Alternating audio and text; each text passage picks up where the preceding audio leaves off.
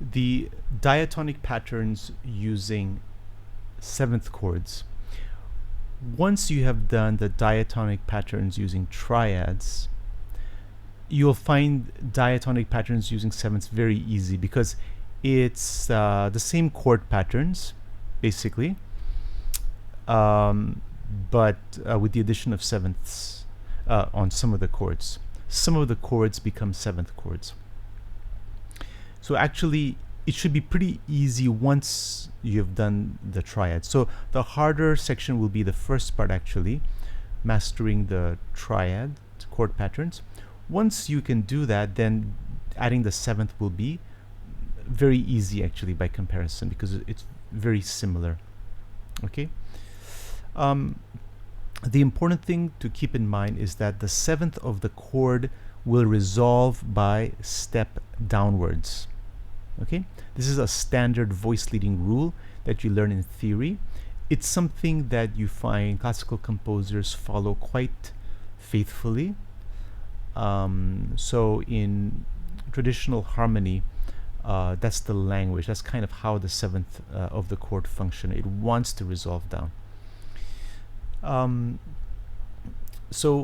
We start again with the 1-5-1 pattern, but the dominant, the 5, becomes a seventh chord. So in the key of C. Okay, and then you can, the bass can go down. It doesn't really matter. Again, you'll notice that to keep it 4 notes total, so this is a 4-part texture. There are 4 different notes. Okay, 4 different voices, I should say. Okay, so bass, tenor, alto, soprano. You can say like that. So therefore, we're losing one of the chord tones. So in the dominant, okay, just for kind of to make it a little easier or smoother sounding, we're not having this the fifth of the chord.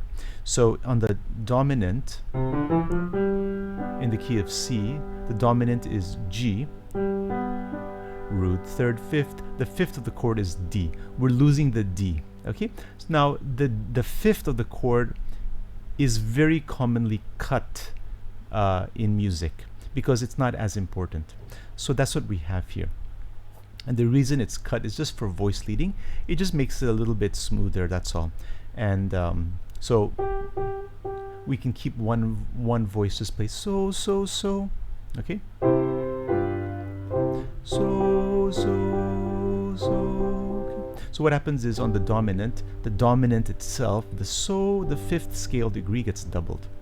And so since we only have 4 voices total, 1, 2, 3, 4, and this is getting doubled, that only leaves room for these guys, the 7th of the chord and the 3rd of the chord.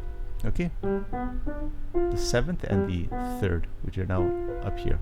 Okay? So what is the solfege? Do, do, ti, do, so, so, so, mi, fa, mi, do, so, do, or do, so, do. Okay, whichever you prefer.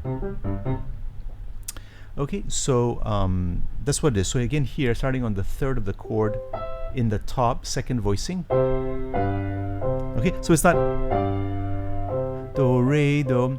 Okay, so it's not do, re, do because re would be the 5th. So instead of do, ti, do, okay? Okay, then with the 5th on the top, again, we're losing the re because it's the 5th, okay? Mi, fa, mi, so, so, so, do, ti, do. Okay, so then we can transpose to different keys, right? Yeah. Okay.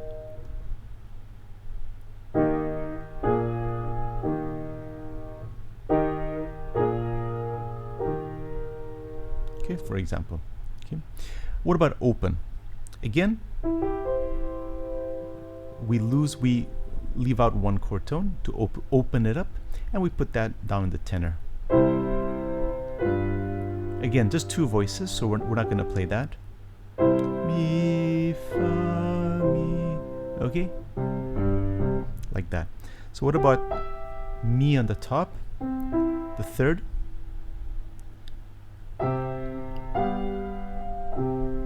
Okay, very similar to what you already did, you see. So again, fifth on the top, the third goes here. Okay, nice open texture.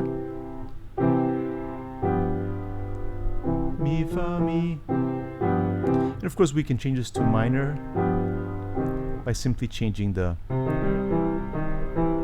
major to minor. Okay, so that's pretty straightforward, the 1-5-1.